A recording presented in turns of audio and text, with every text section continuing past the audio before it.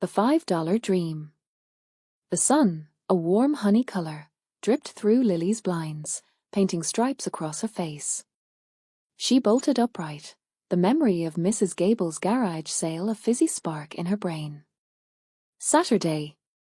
Today was the day. Her feet hit the worn rug beside her bed, and she practically bounced to her desk. There, nestled inside her ceramic cat coin bank, lay her fortune, 5 crinkled dollar bills. She carefully extracted them, smoothing each one on her jeans. 5 whole dollars. Enough for a small, chipped teacup perhaps, or maybe a slightly faded, but still majestic, toy horse. She pictured it now, a proud palomino, its plastic manner slightly askew, standing guard over her collection of rescued animal figurines.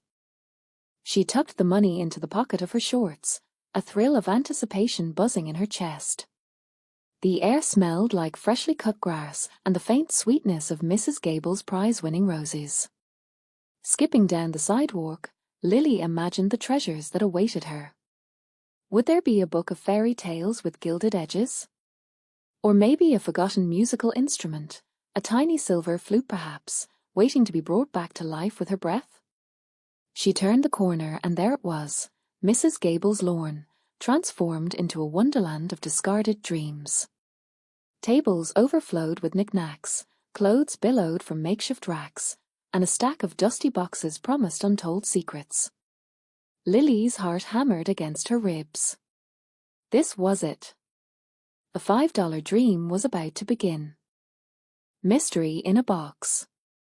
Lily navigated the maze of chipped porcelain dolls and stacks of moth-eaten blankets. Mrs. Gable's garage sale was an assault on the senses. A pungent mix of stale potpourri and the metallic tang of rusty tools hung heavy in the air. Lily had hoped to find a decent used birdcage, something bigger than Pip's current cramped quarters, but so far, all she'd unearthed were cobwebs and disappointment. A low growl rumbled from somewhere behind a leaning tower of board games. Lily jumped, then realized it was just her stomach. Maybe she should just grab a lemonade and call it a loss. Then she saw it. Tucked away in the darkest corner, almost hidden beneath a pile of faded floral cushions, was a box. Not a cardboard box, but something sturdier, crafted from dark, aged wood. It was intricately carved with swirling patterns, now filled with dust, and secured with a tarnished brass latch.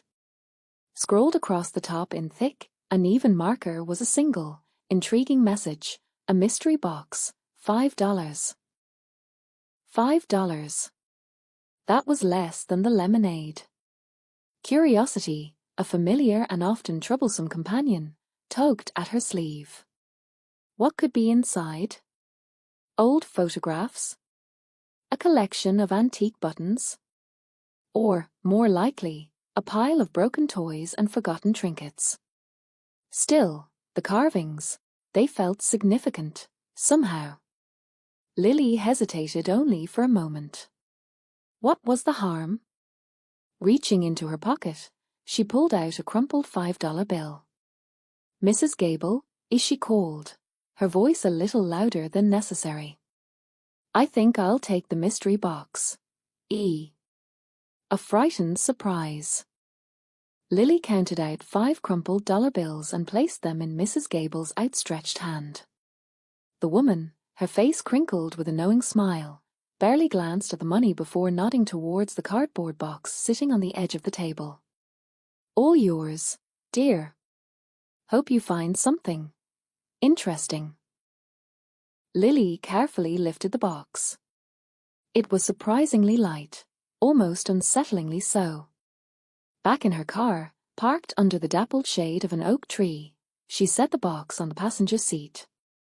A faint, musty odor emanated from within, mingling with the summery scent of honeysuckle drifting through the open windows. Her heart hammered against her ribs. What could possibly be inside?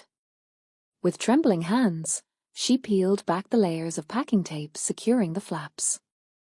The cardboard groaned in protest as she finally managed to pry it open. Dust motes danced in the sunbeams filtering into the car as she peered inside. A small, furry creature stared back. It wasn't a toy, or a forgotten sweater, or any of the other mundane objects she had imagined. It was a kitten, but unlike any kitten she had ever seen. Smaller than her hand, with oversized paws and tufted ears, it was a bobcat. Its wide, frightened eyes, the color of amber, were fixed on her, pleading. A whimper, thin and reedy, escaped its tiny throat. Lily's breath caught. How could this be? And what was she going to do? Patch's story. Lily knelt, the cardboard flaps rustling softly as she peeled them open further. Inside, curled into a tight ball of mottled fur, was a kitten. Not just any kitten, but a bobcat kitten, small enough to fit in her 2 hands. Gently, she reached in, her fingers trembling slightly, and scooped up the tiny creature. Its bones felt impossibly fragile beneath its soft fur. It barely weighed anything at all. "Mrs. Gable?" Lily called out, her voice tight with concern. The woman emerged from behind a table laden with dusty porcelain dolls. "Everything all right, dear?" Lily held out the kitten. "Where did you find it?" Mrs. Gable's smile faltered. "Oh, that little feller. Found him abandoned near my property, out in the woods. Been hearin' his cries for days. Thought he was a goner for sure. No mother in sight. Just alone." She wrung her hands in her apron. "He's all alone, Lily. All alone." The words hit Lily harder than she expected. She cradled the kitten closer, feeling the faint tremor that ran through its small body. Its large, unfocused eyes blinked up at her. A wave of protectiveness washed over her, fierce and undeniable. This wasn't just a box of forgotten trinkets. It was a life, a vulnerable, abandoned life. A wild responsibility. "Mom! You won't believe what I found." Lily burst through the back door, cradling the small bobcat close. He blinked, wide-eyed, his fur surprisingly soft against her cheek. "Isn't he the cutest thing ever?" Her mom, Sarah, turned from the stove, a spatula dripping marinara. Her smile faltered. "Lily, what is that?" "A bobcat. I found him at the garage sale. He was in a box, all alone." Lily gently placed him on the floor. He wobbled slightly, sniffing at the linoleum. Sarah knelt, a frown etched on her face. "Lily, honey, you can't just bring a wild animal home. Bobcats aren't like kittens. They require specialized care, a specific diet. They can be dangerous." "But Mom, he's so small. And he was all by himself. I can learn about them, I promise. I'll read everything I can find. I'll build him a safe space. I'll be responsible. Please, Mom. Just give me a chance. I can't just leave him out there." Lily's voice cracked, tears welling in her eyes. She knew her mom's soft spot was her unwavering dedication to animals. The bobcat, sensing her distress, nudged her hand with his head, a tiny, rumbling purr vibrating in his chest. Sarah sighed, running a hand through her hair. The smell of garlic and oregano hung heavy in the air. "Lily, this is a huge commitment. A wild responsibility. Learning and caring." The weight of responsibility settled on Lily's shoulders, but it was a welcome burden. First things first, knowledge. She raided the local library, returning with stacks of books on wild cats, native mammals, and wildlife rehabilitation. Hours melted away as she devoured information, scribbling notes in a bright pink notebook. Bobcats, she learned, were solitary creatures, crepuscular hunters, and surprisingly adaptable. Their diet consisted mainly of rodents, rabbits, and the occasional bird. She glanced over at the tiny ball of fur sleeping soundly in the laundry basket. "Okay, little one," as she whispered, "a time to get you a proper name." Studying the irregular pattern of dark spots against his tawny coat, an idea sparked. "Patches," as she murmured, testing the sound. "I think that suits you perfectly." Next, she tackled the enclosure. The old dog run in the backyard was rusty but sturdy. With her dad's tools and a roll of chicken wire, she reinforced the fencing. She added a makeshift roof using salvaged wood scraps and a tarp to provide shade and protection from the elements. Inside, she arranged a cozy den made from an old wooden crate filled with soft blankets. A shallow dish of water and a scattering of cat toys completed the setup. It wasn't perfect, but it was safe, secure, and hopefully, stimulating enough for a growing bobcat kitten. Lily stood back, hands on her hips, surveying her handiwork with a satisfied smile. Patches deserved the best, and she was determined to give it to him. Trust and purrs. The small, grey tabby was venturing further each day. No longer glued to the shadowy corner, Patches now explored the perimeter of the spare room while Lily worked.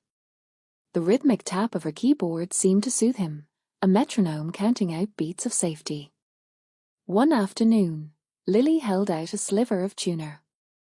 Patches froze, his green eyes wide, every muscle coiled to flee. "It's okay, little one," as she whispered, her voice a gentle caress. "Just for you." The scent, undeniably delicious, wafted toward him. He took a tentative step, then another, until his nose brushed her fingers. He flinched, but didn't retreat. Finally, he snatched the tuna and darted back, devouring it in seconds. The next day, he ate from her hand.